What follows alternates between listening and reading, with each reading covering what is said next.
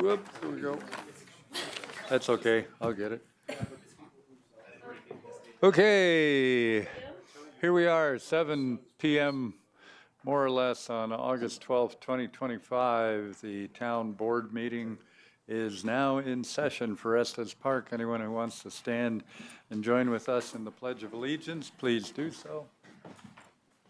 I pledge allegiance to the flag of the United States of America and to the republic for which it stands, one nation, under God, indivisible, with liberty and justice for all.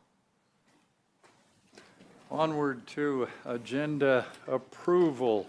Are there any changes or additions to the agenda? Seeing none, do I have a motion to approve? I move to approve the agenda as presented. I'll second the motion. Trustee Youngland moved to approve. Trustee Eigel seconded. Any other? Hazelton, yeah, sorry. And there we go. We've got it. Any other comments? No. Let's go ahead and vote.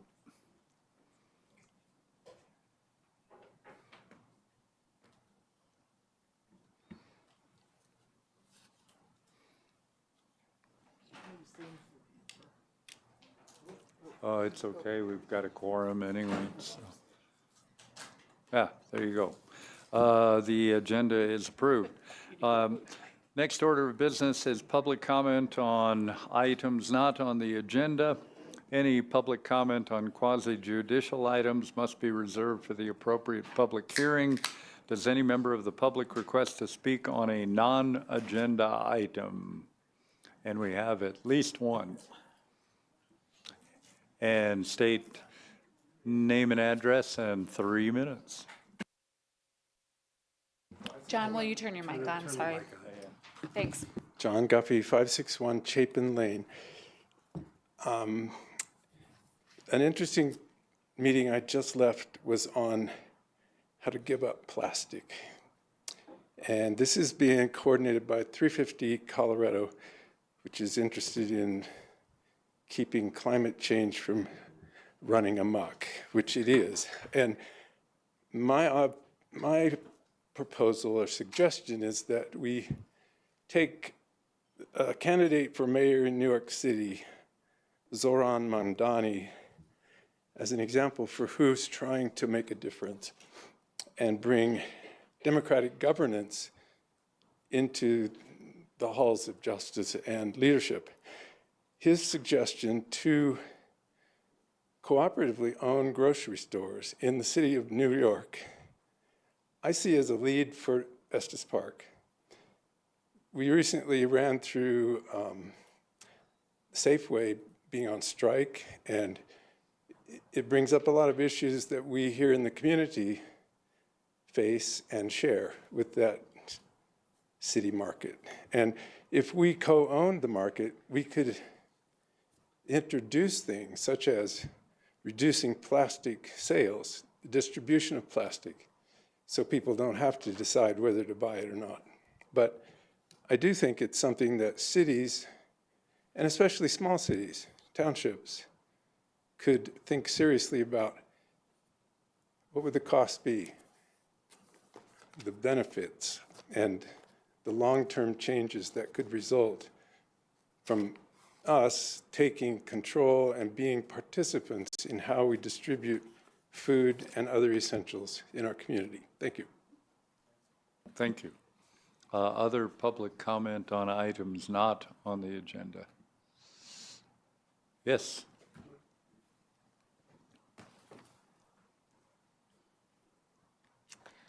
My name is Robin Scritchfield, 907 Elk Hollow Court in Estes Park. I'm here because I'm a carrier at the Estes Park Post Office. I have been for 30 years. I helped set up and install the first community mailboxes, and they're called CBUs. They're the big boxes that are called CBUs. And now our Estes Park has grown to 10 different routes. The new law, I guess you put into effect, is tremendously affecting the carriers at the post office.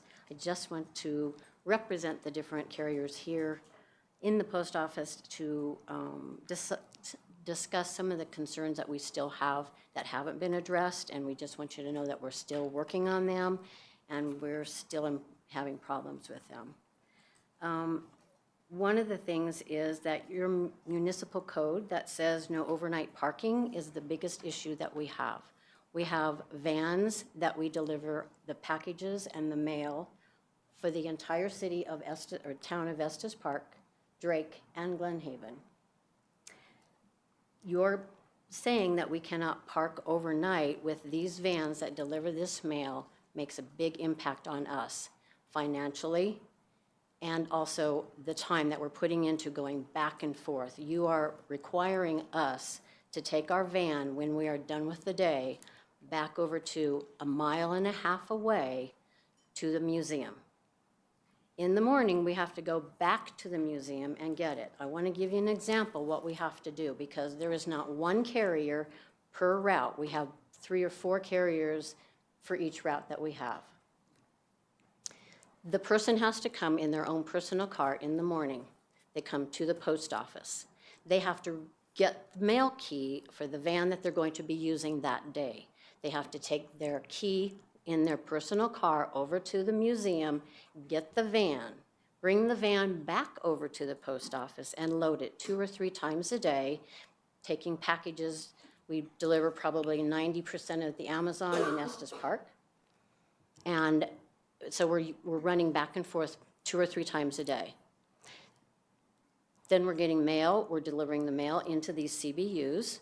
When we're all finished, we have to go to the post office and drop off the scanner, the mail key that opens up all the boxes. But we're not finished yet, because now we have to go with the van over to the museum and get their personal car and bring it back over with the key that has to now go back to the post office. So now we have gone back and forth 1.5 miles at least 4 times. That's 6 miles a day. That comes out of my pocket. I own 3 routes in Estes Park, and I manage a 4th. As a contractor, we are not postal employees. We are self-employed, independent contractors.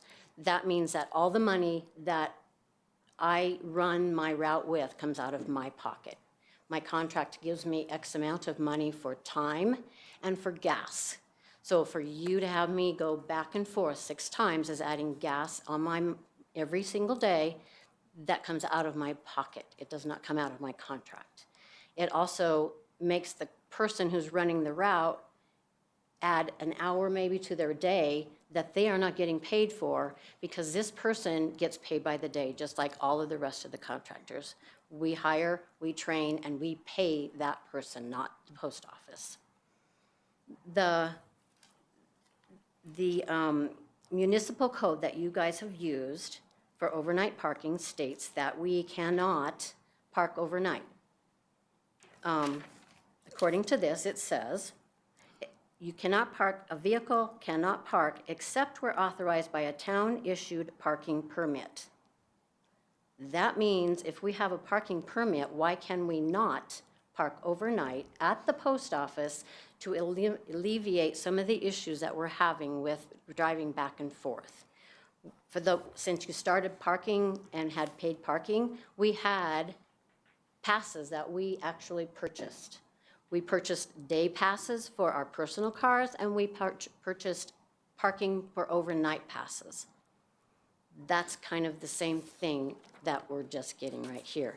Now you're making us go to a lot that also says no overnight parking. But that seems to be okay. We just can't park at the post office where we actually use our vehicles. So I'm not understanding the difference in that. And Robin, we've exceeded our time substantially. Oh. However, I actually allowed that because I wanted you to give a pretty full description once I realized where you were headed. We do have this scheduled as a topic where we will want the opportunity to hear from the experts on this. The unfortunate thing, perhaps, is the timing. That will be after paid parking is over.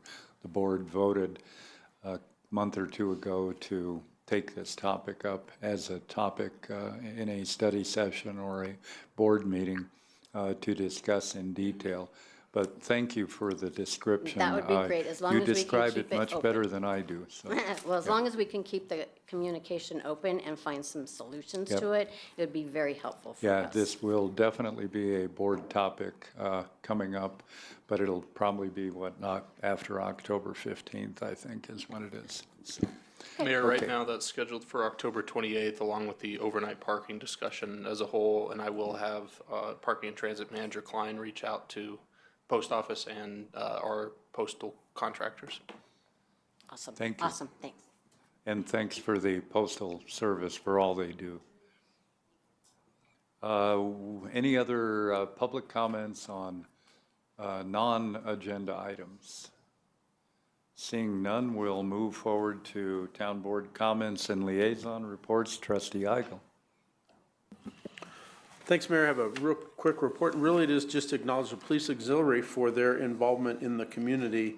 It's the season, it seems, for their busy time. They have assisted with the marathon, National Night Out, Recycle Day, Bond Park events, Back to School, School Zone. And I want to acknowledge again that that group provides volunteer time to our community that saves us money from the tax rolls, and they are invested, they're showing their investment in our community from a safety aspect. So I want to acknowledge and appreciate that that group is busy and they represent us very well. So thanks to them for that.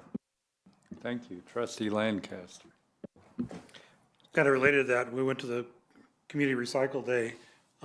It went really well. I was very impressed with how organized it was and how they direct everybody get through quickly. So kudos to all the people from the League of Women Voters and the volunteers, and I think it was Premier Credit Union that was helping as well, or Elevations. One of the credit unions was helping. Thank you very much. Job well done. Thank you. Mayor Pro Tem Sinek. Trustee Hazelton and I attended the Visit Estes Park meeting. The search for the new director, CEO, is still ongoing. She may have more details about that. The chamber has 2 board positions open, and I'm pretty sure their deadline is coming up for applications in August 29th. So if you're interested in that, please go to their website and put your application in. Their base 2.0 program should start in February. We had a 6E update that the Fall River Village was 50% full by the end of July. And as a side note, they talked about Prospector being 50% full also. Then I also attended the Larimer County Fair and flipped pancakes with other Larimer County and state representatives. I did that in lieu of the mayor at 6 a.m. in Larimer County Fair. A lot of fun, thanks. No, it was a great time. We had a good time, and I had to talk to a lot of the kids that were doing a lot of the showing of the animals and stuff, and so it was fun, I have to say. Just didn't going to be there at 6 at a Sunday, but other than that, I really enjoyed it, Mayor. Thank you. Next. Thank you, Trustee Youngland. The only thing I have tonight, Mayor, is the Sister Cities delegation from Monteverde has been, the dates that they were coming in August are no longer going to take place. So they're kind of in limbo because of visas. They had one of them back out, so they didn't feel that coming with a delegation of 2 was really worth it at this point. So hopefully we'll still get them by fall, but they won't be here in August. So that's all I have for you. Trustee Hazelton. Just one item tonight, Mayor. I just wanted to formally welcome the new program manager for restorative justice. We've been on the hunt for that position for quite some time, and we're excited to share that Jay Shields started on Monday, August 4th. Very happy to have him on the team, and the restorative justice board meeting is next Thursday morning, so I'll bring more to report on after that, but just wanted to welcome him to the group. Thank you, Trustee Brown. You always put me last because you don't want me to keep short. I know that. I get that there. I have a couple of things. One, from the EDWC, the Economic Development Workforce Council. Applications are open for the BASE program, the Business Accelerator Program. I actually went through this last year. Tremendous program, a tremendous use for anyone in business locally to take advantage of it. It's free. We have a different facilitator this year, Kevin Bennis, will be doing the facilitating. But there will be, if you're interested, there are spots open. I highly recommend it. It's 10 meetings that are about half a day that go from February through April. And it is very useful, and it can be, it's small enough, you know, you can get it kind of tailored to your particular business too. It's a great program. I very much encourage anyone who wants to learn more about business in the community to get involved in it. It's very helpful. I have had a number of meetings with constituents about housing issues since I'm the Housing Authority liaison. Unfortunately, the Housing Authority meets the day after this first meeting of the town board, so I never have much to tell you about the Housing Authority until the next meeting, and I usually forget all of it between then and there. So we will have a Housing Authority meeting tomorrow, 8:30 a.m. If you're interested in housing issues, you should go to it. It's at the U.S. Bank building downtown here. So that is all I have.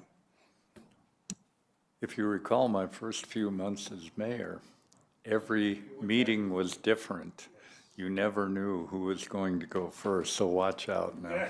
The gauntlet is down. And thanks to Mayor Pro Tem Sinak for covering on the pancakes, and I really love pancakes. I would have loved to do it, but it was impossible. And she covers for me on other kind of things, ribbon cuttings, and I think there's some other stuff coming up in the future. So thanks so much for being there to help out. I don't have any other additional report. We'll move on to the town administrator, Travis. Thanks, Mayor. One item tonight. I want to recognize two of our dispatchers, Kelly Doherty and Emily Pugh. They were awarded last week a certificate of recognition for their outstanding job using technology to find a missing hiker whose native language was Chinese. They were awarded that certificate by LETA, the Larimer Emergency Telephone Authority, for excellence in dispatching. They worked that call for 4 hours, overcame communication barriers.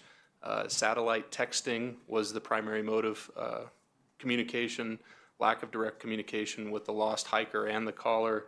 And they continued until our partners at the park reported that the hiker was safely located and in good hands. So really want to recognize Emily and Kelly for their dedication and persistence handling that call despite the challenges they faced. Those things happen frequently in dispatch and don't get enough press, so wanted to make sure that they got the recognition they deserved here tonight. That's all I have tonight. Thank you. All right, we'll move on to, are we not doing the policy governance monitoring report? I have that still on my highlighted agenda. Did that fall off? Mayor, the policy governance monitoring report will come, the board has the semi-annual policy governance monitoring at your study session on August 26th. It should not be on this agenda. Well, we'll just move forward to the consent agenda. And so I will read the consent agenda in full and then seek comment and approval. Item 1, expenditure approval list, bills.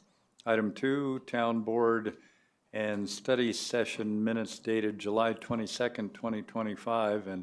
And if I am reading from not the latest agenda, correct me if I get to one of these. Item 3, Town Board and Estes Valley Fire Protection District Joint Study Session minutes dated July 15th, 2025. Item 4, Resolution 7725, Intergovernmental Agreement with the Colorado Department of Transportation for fiscal year 2025 certifications and assurances as required by the Federal Transit Administration, FTA, as recipients of FTA funding for public transportation. Was that supposed to say 2025 or 2026? Because it's got both on here. Mine says 2025-6. Let me double check that, Mayor. 2025 was correct? Then I read it correctly. Item 5, Resolution 7825, amended and restated intergovernmental agreements with CDOT for Multimodal Operation Option Fund, MFOF, and Transportation Alternatives Program, TAP, grants for final segment of the Fall River Trail, $4,793,076 budgeted. And Item 6, Overdose Awareness Day, presented by the North Colorado Health Alliance, permit application for use of Bond Park. Am I tracking correctly? Yes. Are there any additional items on the consent agenda? No, okay. Does any member of the public request to have an item removed from the consent agenda, including trustees? Mr. Mayor, I don't want to pull anything, but I was just wondering if I could ask, what is the schedule for the Fall River Trail construction?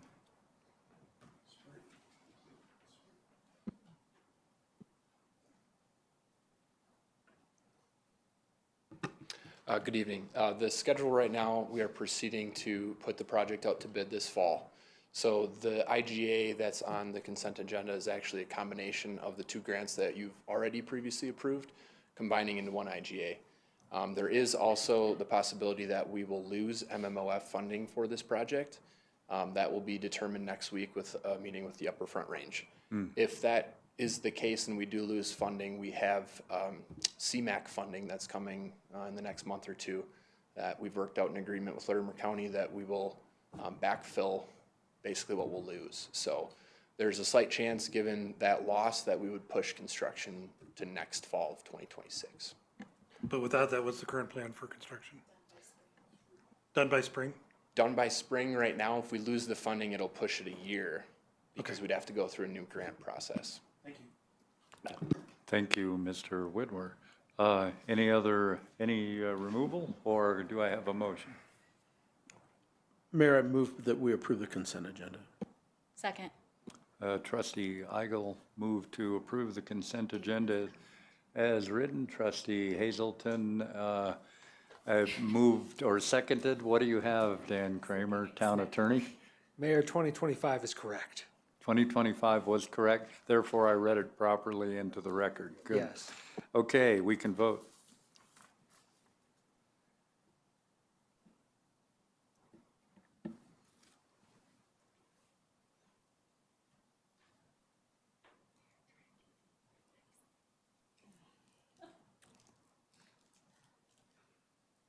Consent agenda passes unanimously. We'll move on to action items. The first item is the revised policy 1101, delegation of contract signature authority. Proposed adjustments to the list of types of contracts which may be approved by town staff. And the staff report is from Town Attorney Kramer. Thank you, Mayor. Policy 1101 is a policy we've had since 2020 that sets out which staff are authorized to sign what kinds of contracts.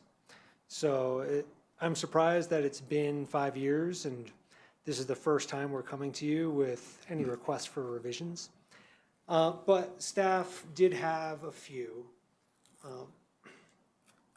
So the first one is to allow the police chief to enter into town memoranda of understanding with other police agencies and similar agencies. So that's something that police chiefs are commonly able to do, but to date, we've been bringing those to the town board. The second one is to allow the town administrator to commit the town as a lessee of property owned by others for a period of 1 year or less. And the third one is to allow the town administrator to enter the town into memoranda of understanding with nonprofit organizations such as Friends of the Museum for ongoing support of town operations. So those are the substantive requests for changes as discussed by the executive leadership team. Happy to answer any questions on those or anything else about the policy. I'll first open it to the public. If any member of the public requests to speak on this item. And I see none. What questions, trustees, do you have for Town Attorney Kramer?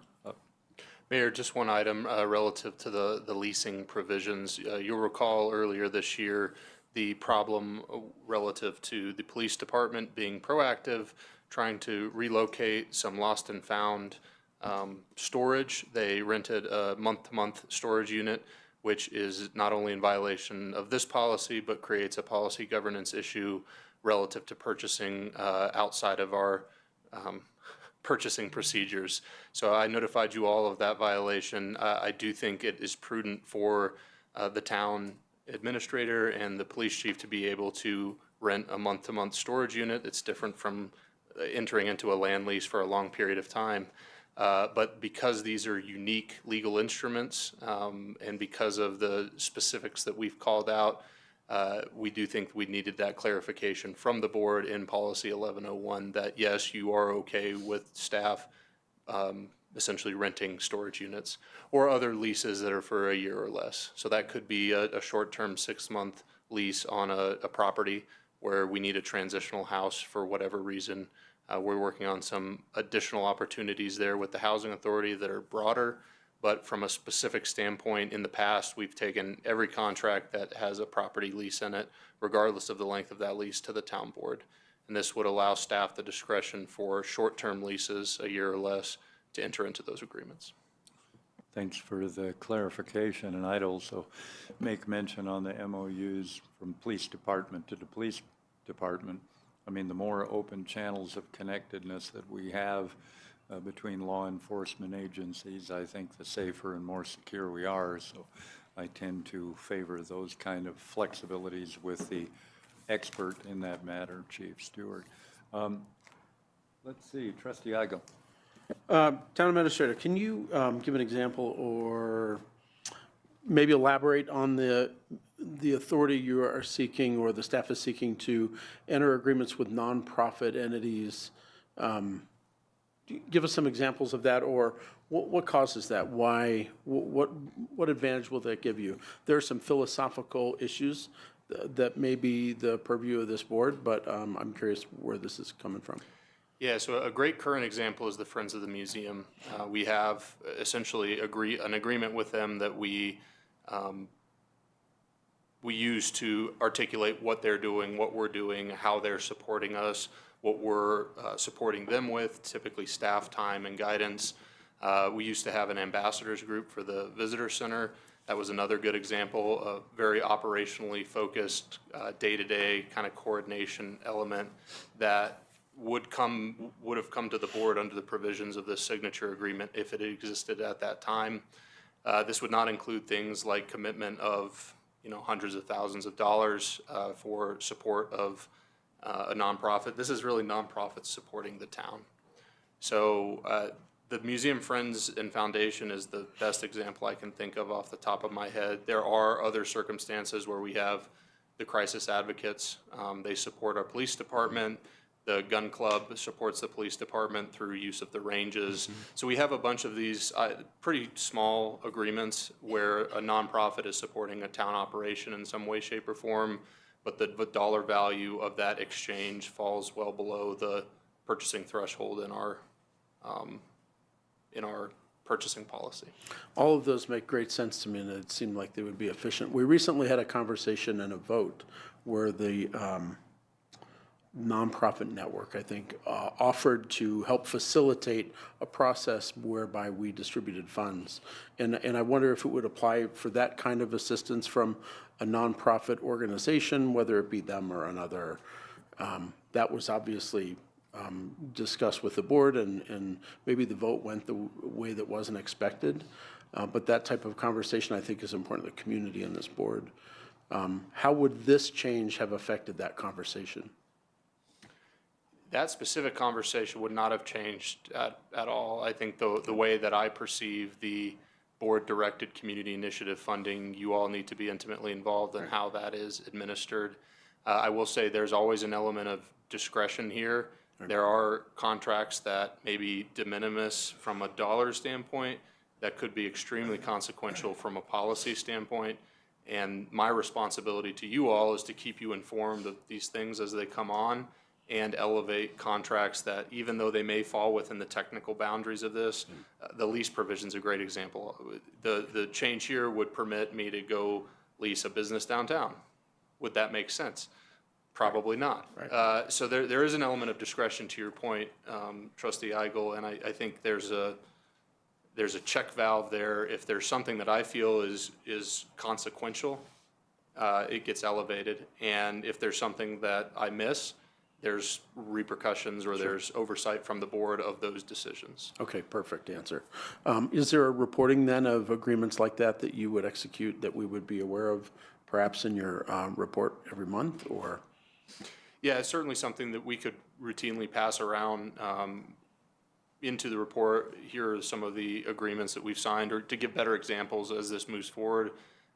We could collect all of them for a year and send them, and if the board is Just like to interested see in that. where this change goes and what the impact is. Yeah, Okay, thank you it's for a that. fair question, and, you know, it's hard on the spot here. I should have brought some more examples of what these look like, but we can definitely You've given collect. some, yeah, you've given some good examples already. Yeah, we can do that, collect these and send them along, and that will help the board have a sense of what these actually look like on the ground.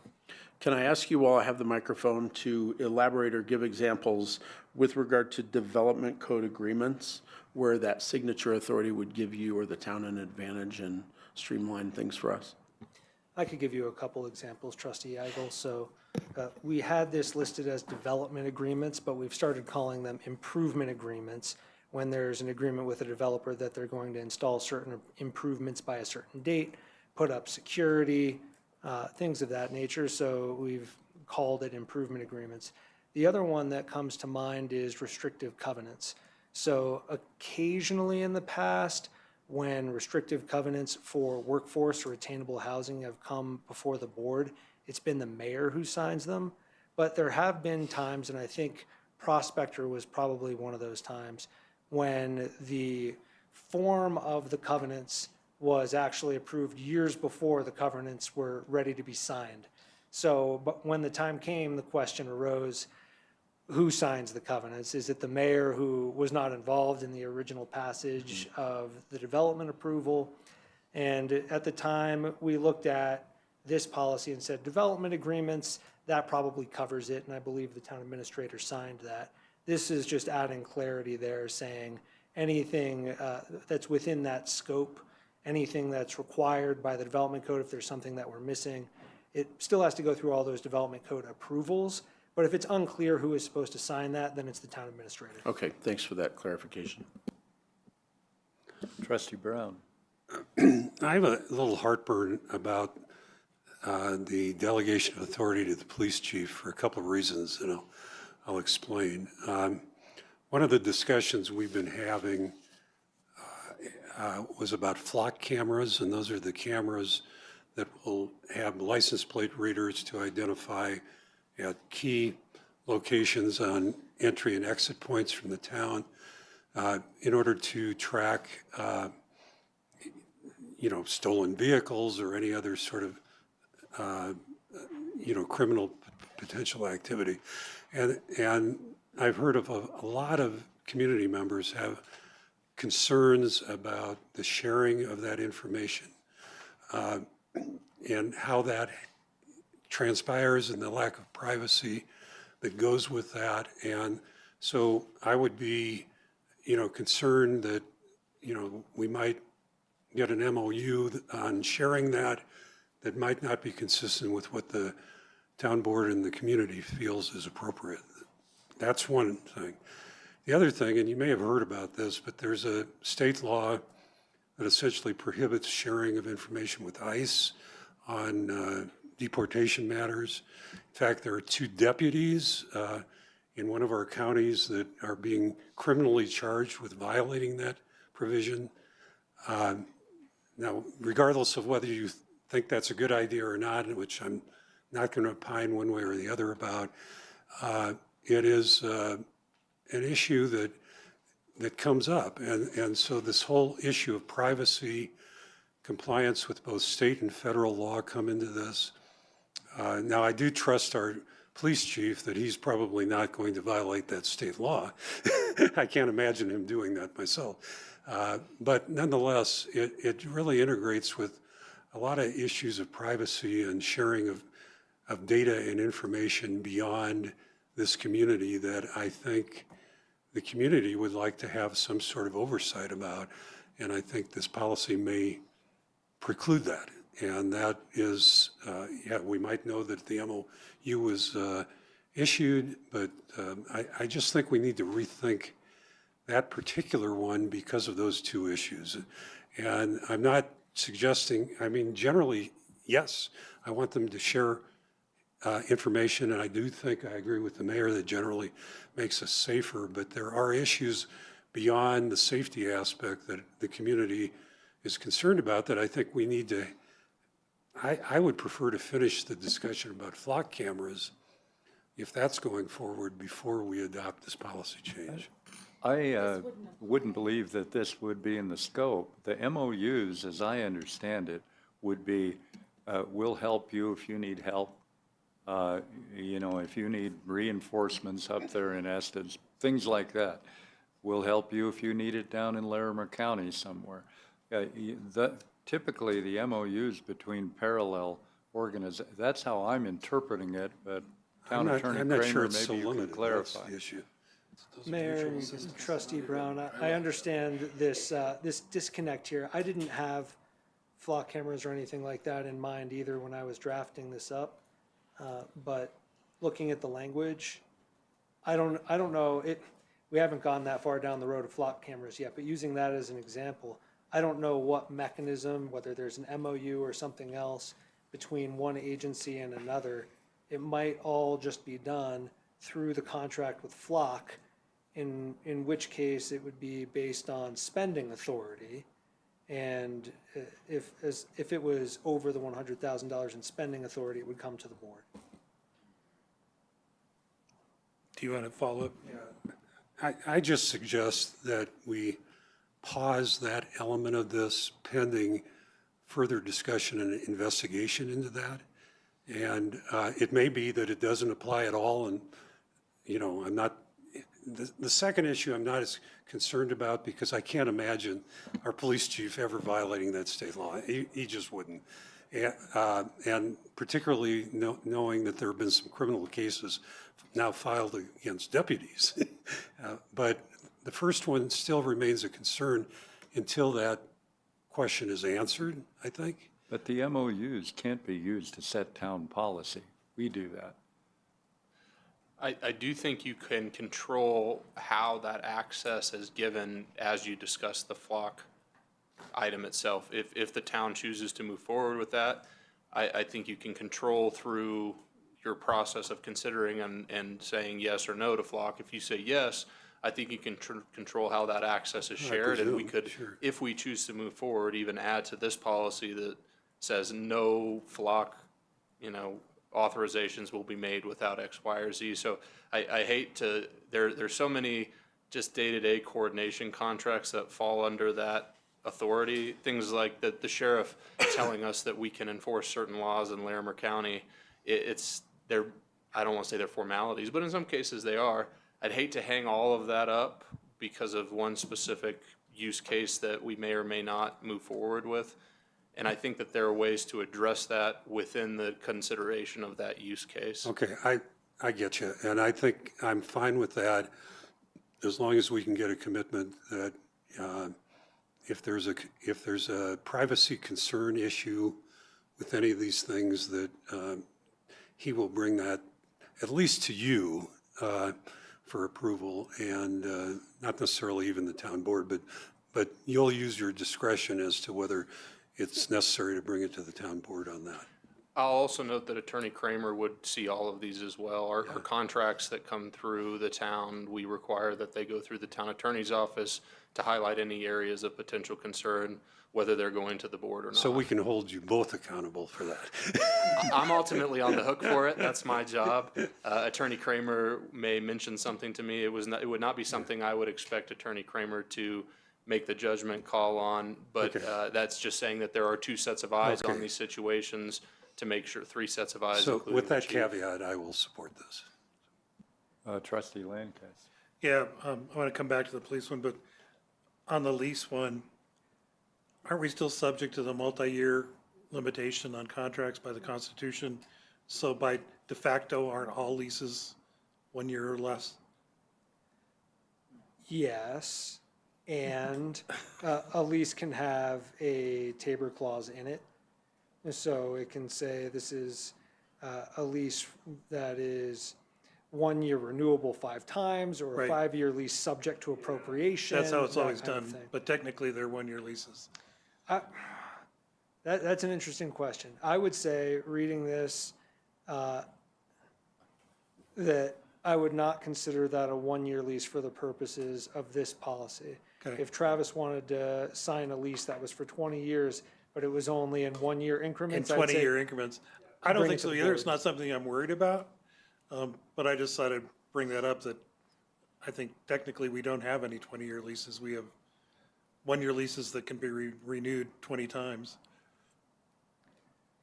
I think we have long-term leases that are subject to appropriation if there's a payment every year. Right. The other thing is that there are some leases where there's no payment involved. Now, that's not what we're talking about here, because we're talking about us leasing someone else's property. But if you think about the waste management lease, or I believe that's how that one works, or the rec district lease, those are longer-term leases where there's not an annual payment.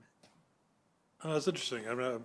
Wasn't sure if the Tabor one is specifically if there's money involved, or if there's some consideration, or if it's just all I think multi-year I think contracts. it was budgetary money. It's multi-year financial obligations. Yes. Well, anyway, I'm not concerned about it, but it's just interesting. But on the police one, I kind of had some of the same concerns that Trustee Brown had. I would be more comfortable if this was for any local law enforcement agency. I have a little bit of heartburn of just, particularly in today's environment, of opening it up to agreements with federal agencies. Because I'm not sure what would happen with the data or something once leaves our hands. And the community interest and community concern is higher in those areas. I mean, frankly, is for sharing information with ICE or sharing information with the Bureau of Rec or the Park Service. And then on the federal area, they're required to share outside of our control with ICE for other types of things that might affect our residents. So I don't know if we could put some kind of limitation in it. I understand, now, an MOU is much more than mutual aid agreements.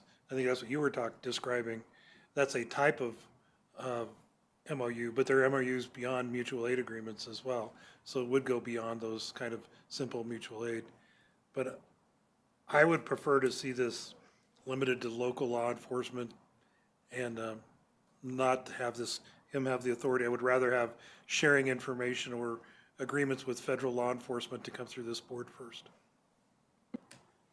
Mayor Pro Tem Sinek. I guess I wouldn't delineate federal versus local. I mean, I'd be kind of the same both. I mean, but I don't know if the authority I think would lie within maybe the town administrator. I'm not really sure the police department aspect of it could open us up to some problems.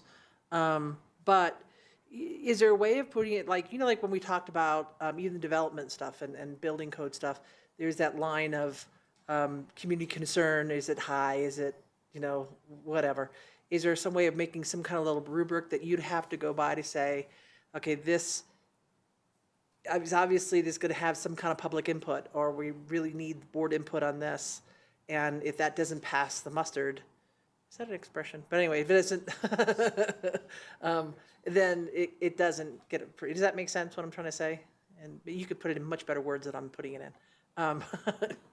Yeah, I think Mayor Pro Tem Sinek, you're pulling from policy governance, which states that among the items that the board reserves as its own authority, the very last one is items of specific public concern, and that's basically the catch-all to say if something is catastrophically or excitingly exciting to the public as a whole, the board will bring that into your purview, even if it might otherwise land with the town administrator. We could mimic that language in this one, and then Chief Stewart and I could evaluate whether, that meets that threshold or not.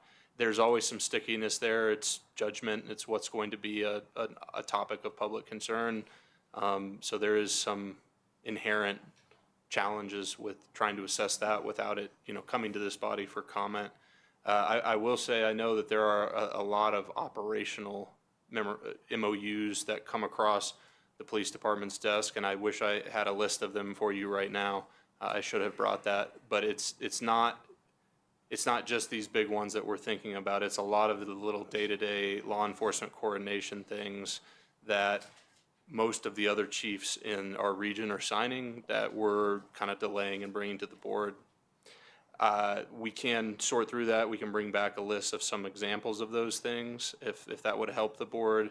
I do think that the flock piece is a kind of a separate issue that we can address in a single issue format. But I do know that from Chief Stewart's standpoint, this is an important piece of making sure the agency is running smoothly and not with too much friction. Yeah. I guess, I'm sorry, I just follow up. Well, it's obvious from hearing the board that, yeah, we need more clarification on that one, because I'm still making the assumption it's predominantly mutual aid, and if it could be clarified that way or clarified with the other subsets that you're describing, Travis, that would be useful. Therefore, we can consider this as all three together, or peel that out and do it separately, or come back another time around with this more defined.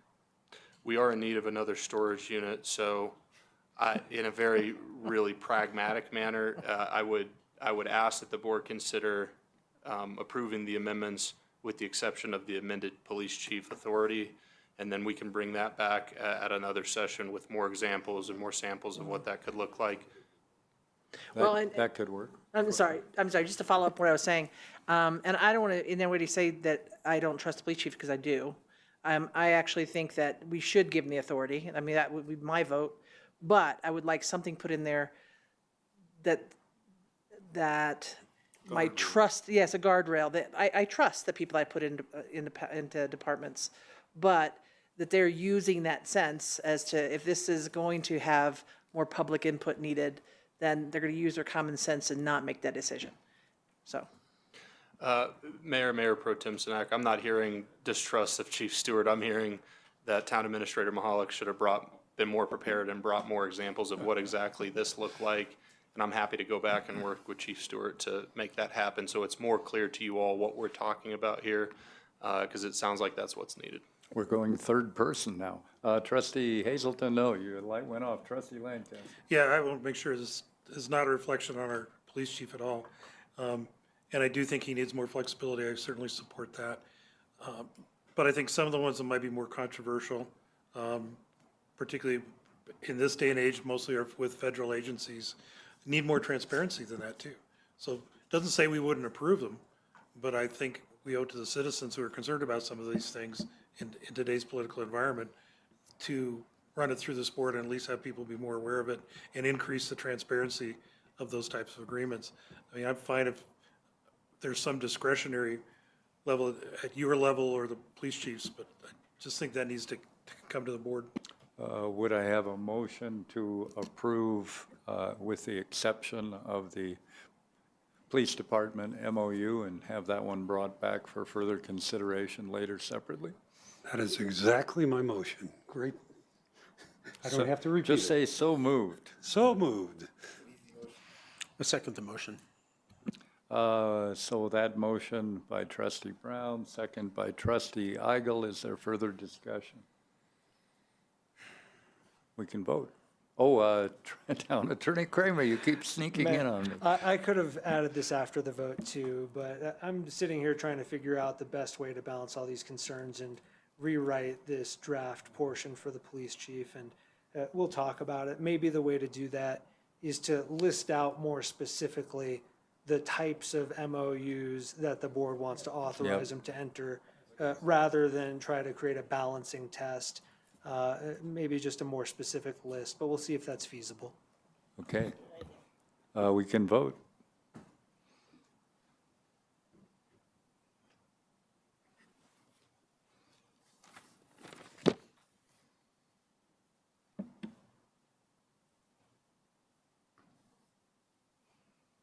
And it passes unanimously. The two contract items that we described in the motion. Item 2, Resolution 7925, intergovernmental agreement with Larimer County for the 2025 coordinated election. Town Clerk Williamson will present to us. This is to consider the Larimer County IGA for the town's participation in the upcoming coordinated election on November 4th, 2025, placing 2 citizen-initiated ordinances on the ballot. Nothing more needs to be said. Oh, was that your report? Thank you, Mayor, for Well, summarizing that for me. I No, was I on a roll. appreciate it. I just want, for the citizens watching as well, just want to further note that you all sent these two at your July 8th meeting. You agreed to move these 2 ordinances to the coordinated election. The next step in that was me contacting Larimer County and submitting a letter to them, letting them know that we all wanted to coordinate with them. They then have sent us this IGA, which is required per the state statutes, that we enter into if we want to participate in the coordinated election. So that's why I'm bringing that forward tonight. What I really wanted to also highlight is a couple of dates. And the reason we're bringing this forward tonight is because this has to be back to them by August 26th, which is our next town board meeting, as you might all note. So we brought it forward tonight for your consideration, but also wanted to just highlight a couple other dates for you and for the citizens. On September 5th, that's our last day that we will certify the ballot content. And then on September 20th will be the last day that the county can send out the materials to our overseas voters. And then likely what we're all going to see is close to October 17th, maybe just before, because that's the last day that they can send out their mail ballot materials. So just everyone should be looking in their mailboxes for those mail ballots sometime around October 17th. And then, of course, as you stated, the election will be on November 4th. So I did want to highlight those dates while I had your attention, as well as maybe for the citizens. This IGA further also just outlines the responsibilities of the county as well as staff, which I will be the coordination point for the county. You'll note that in that IGA that this town of Estes Park is not as listed as one of the entities on their chart there. It was confirmed to me that we would be added once this IGA is signed, but likely if you look at how much the school board their cost is for this election, it's around $7,000. I would imagine we'll be a little less than that. We have less voters. So I imagine this to be between $5,000 and $7,000 for our participation, largely due to the number of other entities that have joined this ballot, as well as the county having issues on the ballot. So that's why the costs are so low. As a reminder to everyone, our normal cost for a special election would have been closer to $35,000. So I would entertain any questions if you have any. I would Trustee just Brown. ask you to advise us when these are assigned a ballot initiative number, because it's kind of hard to talk about them right now, so. Yeah, and that's why I brought up those dates. We will not be certifying the actual ballot content until September 5th. Okay. And so at that point, once all of that has been certified, they'll start to give us what those numbers are and what the ballot will look like. So I'll be able to pass that along to you as well as to the citizens. Thank you. Other questions for Town Clerk Williamson? Does any member of the public request to speak on this item? I see none. Do I have a motion? I move to approve Resolution 79-25. Second. Trustee Hazelton moved to approve. Trustee Youngland seconded, and we can vote.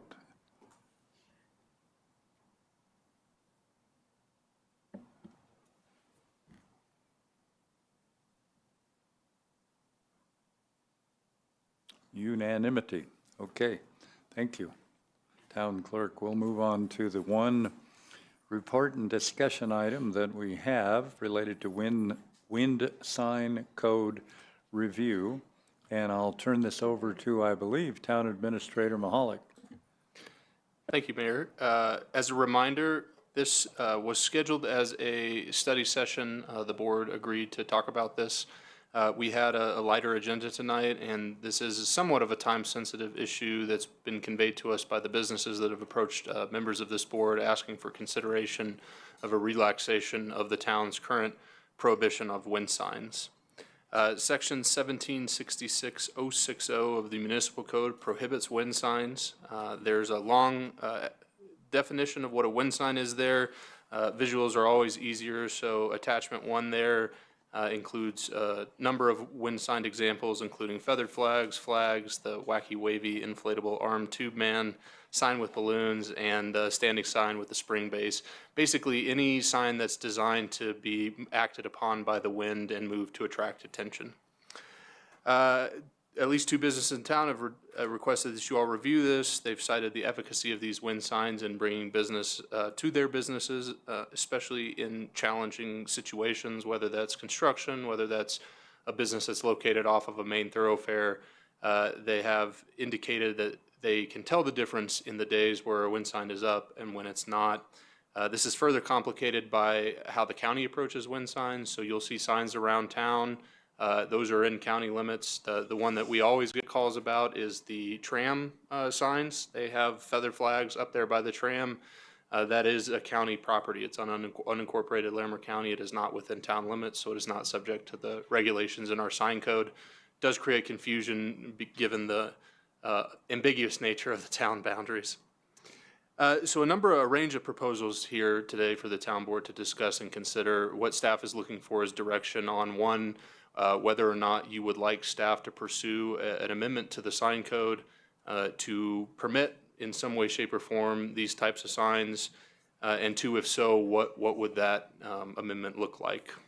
So you'll see a range from eliminating the prohibition without any other guidance, allowing wind signs on a temporary basis under our temporary signs regulation. That's currently how we handle banners.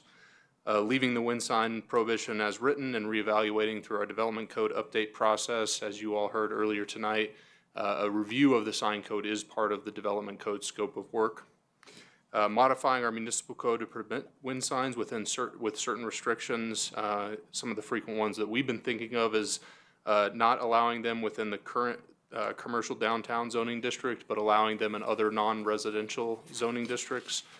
With potentially some further regulations such that you'd only have one per property.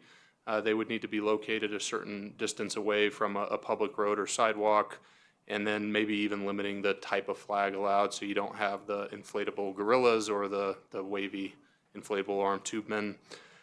A number of advantages and disadvantages listed here. Relaxing the rules certainly gives businesses an additional advertising opportunity. We've been told through firsthand information that these are effective business promotion tools. The disadvantages, and likely the reason that there is a prohibition right now, is they can be visually impactful and distracting. That level of impact can be mitigated with thoughtful regulations. It can't be eliminated, but it can be limited, and I described some of those earlier. So essentially what staff is looking for tonight is some discussion from the town board and to get a sense of direction relative to whether or not we should bring back a code amendment for board consideration about wind signs. Happy to answer any questions if you have them. Since I was the one who asked to bring this topic to the board, I'll make a couple prefacing comments. Number one, yeah, this certainly doesn't seem to have a place in the thick of the downtown corridor. I would probably steer away from that. Number two, I really, I don't want to wait till the development code comes out. I do think this has a real impact on some businesses. Number three, I don't like the gorillas and the inflatable guys and all that stuff. Those are tremendously distracting. Number four, we've got so many of those really classy looking, okay wind signs, the Mountain Shop and a variety of other places that, they're probably very effective, but it just seems so inconsistent. So I would look to outside of the downtown corridor, limiting it to a very limited subset of wind signs, similar to like the Mountain Shop, although we might have some variation there. And that's what I would be in favor of. And let's see, Trustee Eigel. A couple of thoughts on it. My feeling is that this is something that could immediately have an impact on some business concerns in the community, whether that's a local impact or a national impact. Business right now is going through some challenges. So I think it's an opportunity for us to support businesses without any cost to the town. It's a way for businesses to take the responsibility to advocate for themselves through a tool that is effective. And I have watched it be effective through people who use them illegally and not being used. There is a noticeable impact on business. So I think it's an opportunity for us to support business. So I would be in favor of making this change as quickly as we can move, however fast we can move. But a couple of thoughts on it from a sign perspective and a business perspective. I would advocate for one per property or a limited number per property. And then if you have to allocate, linear footage or frontage or square footage, or base this on the formula of the total square footage that's allowed per business, I'm not sure what that answer is. But if we look at this being a single, a non-rigid single sign panel that may move with natural weather, that type of language may get us to what appears to be a flag or a feather versus a wind sign that is designed to move with artificial wind created by a blower or that is supported by artificial pressure created by a blower. That would be the gorilla, that'd be the wiggly guy in the muffler shop, or that's where I've seen them. So I think that could be a real negative for us. Those are currently classified as wind signs, and those may detract. But I think with a few parameters, we may be able to extend an opportunity for business to advocate for themselves and be supportive as a town board on this issue. This has come up for years, and it's being highlighted recently by several businesses who have researched it, who have looked into it. We've seen it used effectively, and we've seen really bad uses of wind signs. So I think we can find the language. I hope that we can do it quickly, and I would support supporting businesses this way. Mayor Pro Tem. So first of all, the big wiggly guy, I think is kind of cute, I have to say. But do I want it in town? No, but I do think they're kind of cute. I never even thought they bothered me, like to see the wind signs. And I think because of like a few businesses had it, so it never really occurred to me that it might be an issue. If every business had it, it would bother me. So I'm not sure. I don't know how I'd vote on it. Maybe the one sign, I could maybe get behind that. Interesting enough, Larimer County does not allow wind signs, according to their code. I think, unless I read it wrong, if Travis has got his light on, so it doesn't mean that they're not enforcing it or whatever, but they don't allow it. A few places, I just looked at the communities that allowed it, which I thought was interesting. Like, nobody seems to allow them, unless they're like near an event, and it's gotta be so many days before an event. And I think that's actually for the municipalities myself, that makes me a little weary. But it's interesting that most communities do not allow them. And like I said, the ones that were up have never bothered me.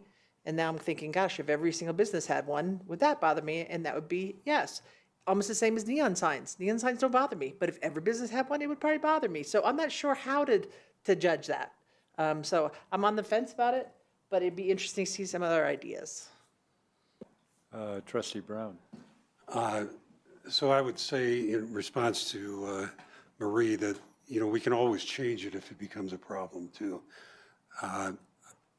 I support the mayor's approach, and I think Trustee Eigels as well, that I hate the guy, I never knew about a gorilla thing, but anyway, I don't like the guy waving his hands, and I think that is way more distracting than the other types of wind signs, and possibly a safety issue, so I would exclude those.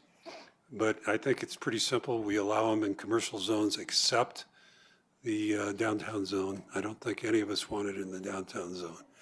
And then it, kind of makes sense that where the other ones are, we can have these in the outside of the downtown zone commercial areas.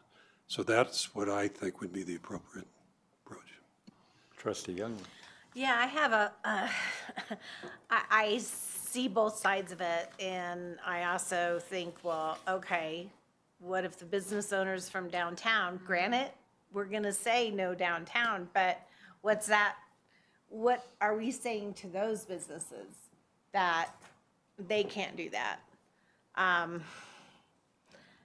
So I'm really on the fence with it. If everybody had a wind sign from 36 up to Lily Lake, there's not businesses that far up, but clear out, that would be horrible to see all those wind signs.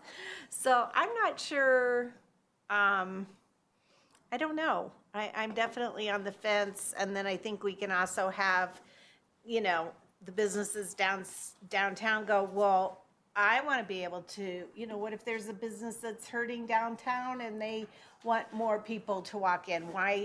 How can we say, well, you can't, but you can? So that's another problem I have. Trustee Lancaster.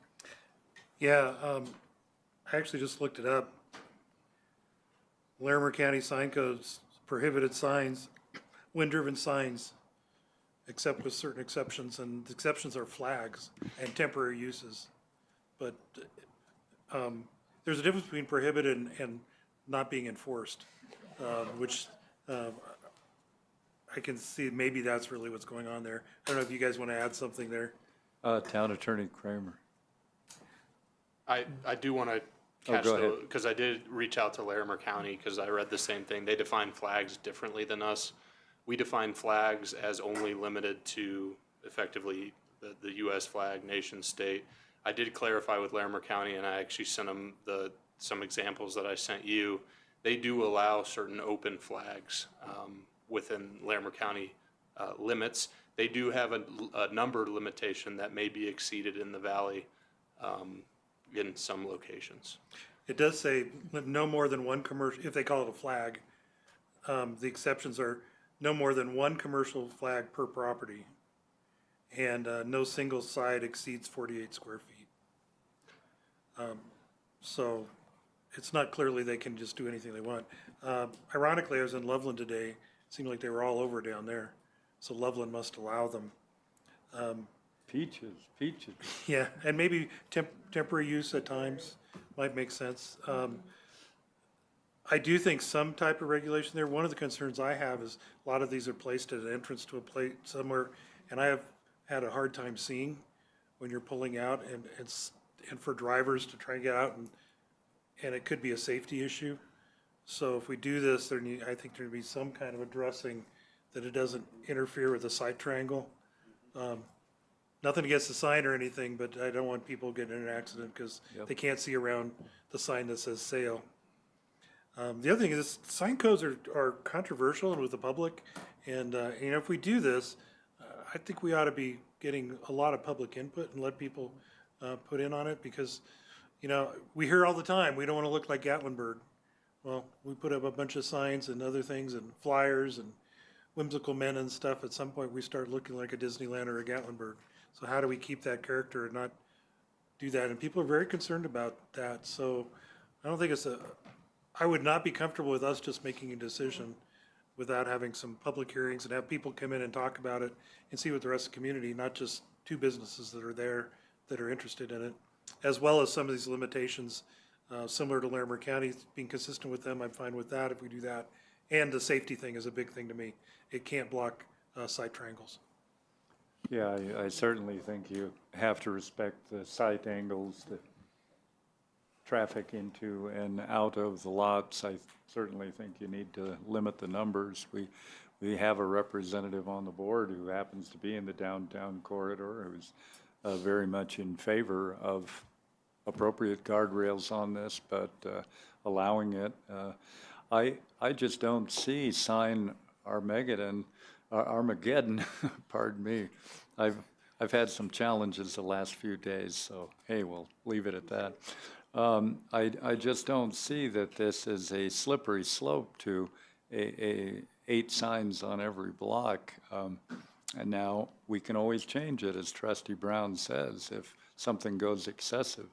I say let's take a look at a amendment that would have appropriate guardrails for safety, for number, et cetera.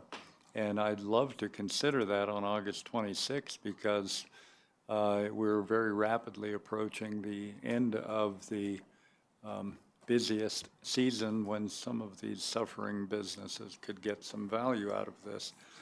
Town Attorney Kramer. Mayor, a couple of points. Minor point on our code's definition of flag. For several years now, the definition includes not only governmental flags, but also flags carrying non-commercial messages of any kind, so minor point. In terms of changing it and being able to change it back, that is true.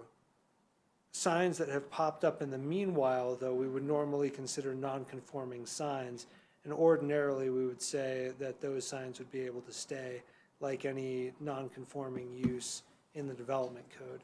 And our sign code does make reference to non-conforming signs as well.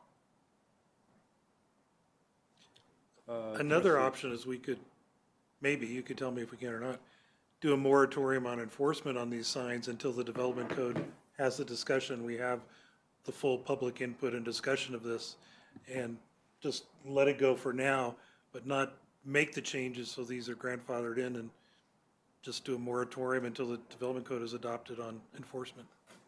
Trustee Lancaster, you could call it a moratorium on enforcement. When we did something that was maybe similar to allow signs during the loop Construction. We just allowed temporary signs of a nature that we would not ordinarily do, and that came to an end. So that's another way you could do it. You could say, we're gonna have a pilot period where you can have a temporary sign, a temporary wind sign for so long, and then assess afterward. That's exactly what I would like, I'd be interested in, because I'm personally not convinced by any means. I've actually had a lot of people reach out to me saying they hate wind signs, residents who don't want to see them. They're concerned, there's some concern too about like wildlife engagement with some of those bull elk during the rut getting caught in them, or, charging them and causing issues there and all sorts of different things. So if we were to do it, if this came before us tonight, I don't think I'd vote for it as we've presented, but what I might be interested in is a pilot program until the development code rewrite was done, and then an evaluation at that point, or as part of that, to see wider community input on if the community would like to see those, on a regular basis, and that would give us some opportunity too to see how many people take advantage of it. So if we were to do that, that's where I would lean as a pilot program. I do remember, I just want to add, I do remember that during loop construction, there was a lot of gratitude for that by the businesses. So I think the gesture is, a good way for us to be responsive. But it didn't get us into something. I don't like snip, snap, like changing things back and forth. I understand we have that option, but I would like for us to think on a level of some permanent, so businesses know what they can expect, and we're not just changing ordinances all the time. Yeah, and that's why I'm in favor of actually making the amendment and putting the guardrails on it now. The development code may change that. In fact, a year and a half from now, that gives us a great opportunity to make that change, since we're probably folding the sign code into the development code. But time's a wasting if we want this to have any value for this season for some of the businesses.